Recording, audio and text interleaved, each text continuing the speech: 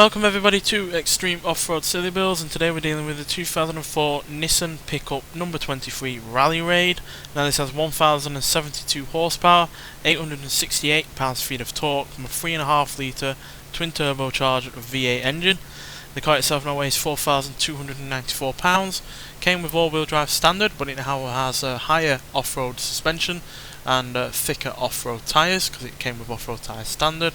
And yeah, it can now do 0 to 60 in 2.935 seconds, 0 to 100 in 5.981 seconds, and going to a top speed of 191 miles an hour. So that 0 to 60 time is pretty damn good to be less than 3 seconds for something that weighs as much as this does. But yeah, the handling isn't all that brilliant, but everything else is pretty much top of the line, especially obviously the off-road capabilities as well. So yeah, it's going to be interesting to see what this can do in comparison to the DeLorean, which surprisingly became the fastest vehicle on this series so far when we took that out last time, beating the GMC Jimmy by more than a second. So yeah, let's see if we can beat that car with this.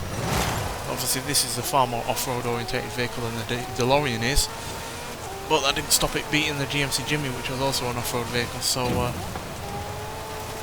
yeah, obviously this is more race orientated. It's, you know, built for dealing with the tough stuff. And yeah, got that really rather large rear wing there for some downforce as well, which the DeLorean or the Jimmy did not have. So hopefully that'll help in handling terms, but it is still quite a weighty beast. Thankfully the weight distribution is bang on 50-50, so we shouldn't have too much understeer or oversteer. We should be pretty even on both fronts.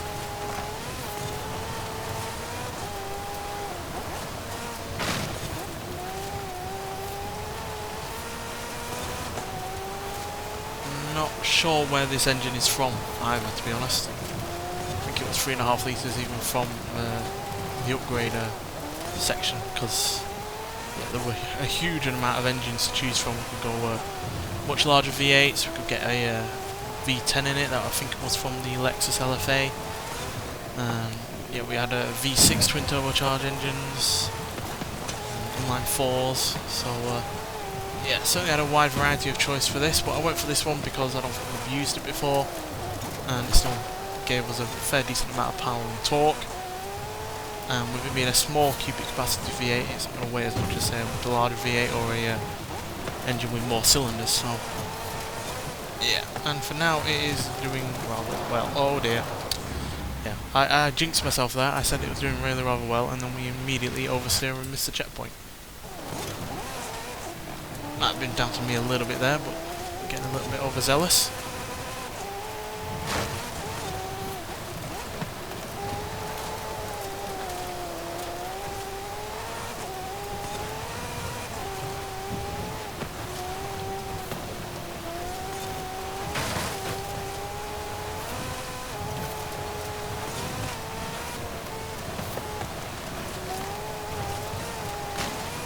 Over there, which is obviously quite a possibility because it's got quite a high centre of gravity, and we raised the suspension by nearly 2 inches with the off-road suspension that you can put on this thing. So yeah, it's hardly a low-slung sports car anymore, or at all. But it wasn't originally.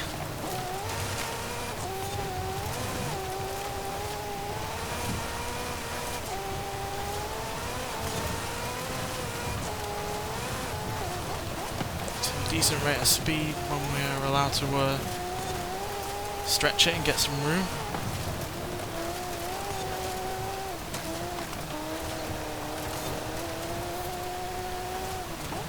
Right, for an even tighter little bit of a section here.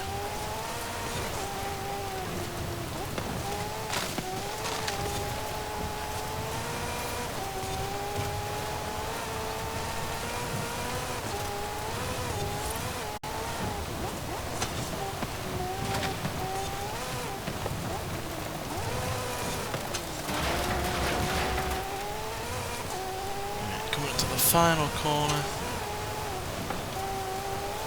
Quite a sedate run, to be honest, which usually means a slower time. Is that the case? Let's see.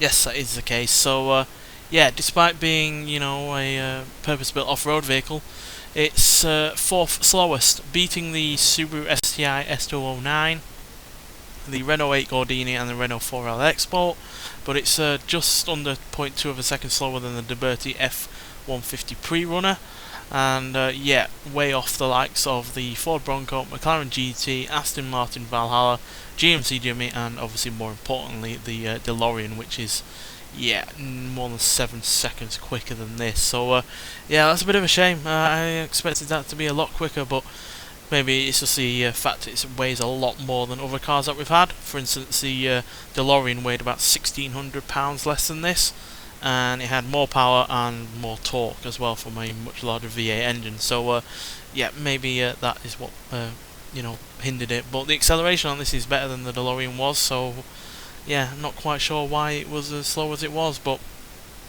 maybe it's the gearing, maybe it's just the fact it weighs as much as it does, or, you know, I just couldn't be as confident with it in terms of handling because it might have rolled over.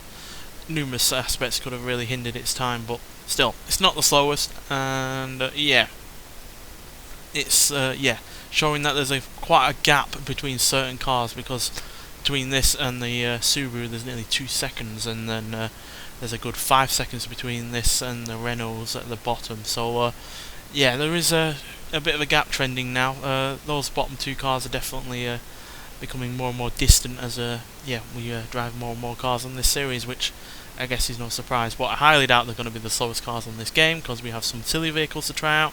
But yeah, nonetheless, thanks for watching, and I'll see you in the next one. Bye.